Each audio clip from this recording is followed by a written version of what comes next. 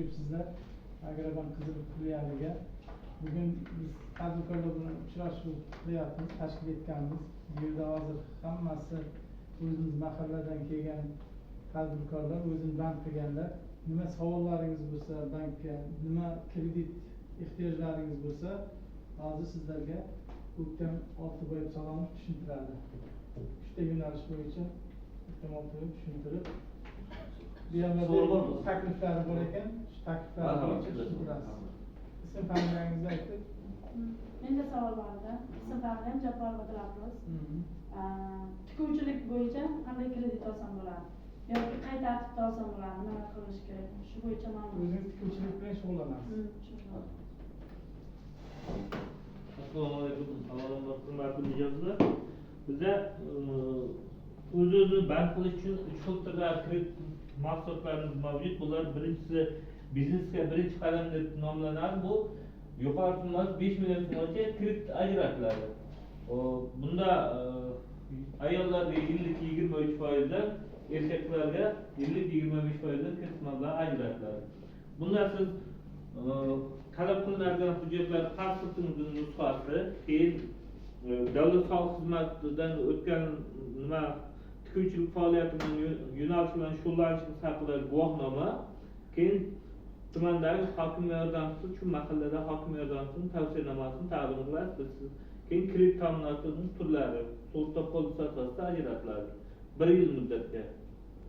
Ikkinchisi biznesga ko'mak degan kredit mablag'imiz mavjud. Bu yuqori summasi 17 million so'mgacha, xuddi shunday ayollarga 50-23% bilan, erkaklarga 50-25% bilan ajratiladi.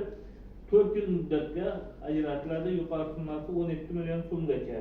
Bu ham xuddi baya talab qilinadigan hujjatlar pasportimizning nusxasi, keyin soliq organlari tomonidan o'z-o'zini band qilingan to'rtta guvohnoma, keyin hokim yordamchisining tavsiyanomasi, keyin kredit ta'minotining turlaridan biri. To'rtta polisi yoki 3-shaxs kafillar asosida ajratiladi.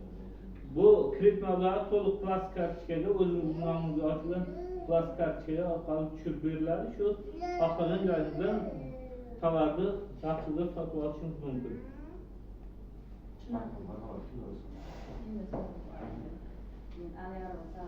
O'zim band qilganman. Shunga qanday kreditlar olsam bo'ladi yana? Mablag' o'zim yetmayapti. Shu bo'yicha. O'zingizni band qilgansiz? O'zim band qilganman. Shunga yana kredit olmoqchiman. Shu boya tushuntirganingiz bo'yicha 17 milliongacha biznesga ko'makmi? Biznesga ko'mak kredit mablag'imiz mavjud. Shu agar mablag'ingiz yetishmayotgan bo'lsa, yuqori summasi 17 million so'mgacha shu boyagi o'z-o'zini band qilingan to'rtta guvohnoma, pasportimizning nusxasi, keyin hokim yordamchisining tavsiyanomasi, kredit ta'minot turlaridan birini taqdim qilsangiz, biz sizga kredit mablag'i ajratib beramiz. Ayollarga 23%, hozir juda qulay, oldingiday murakkab emas, hujjatlarni ham bir soatda shu yerda elektron tarzda nima qilib men Turdiy Murat Fazliyevichman. Chorva bo'yicha men kredit olish uchun hujjatlar qanchadan kredit beradi shularni?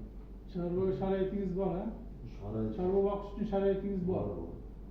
Biznesga loyiha.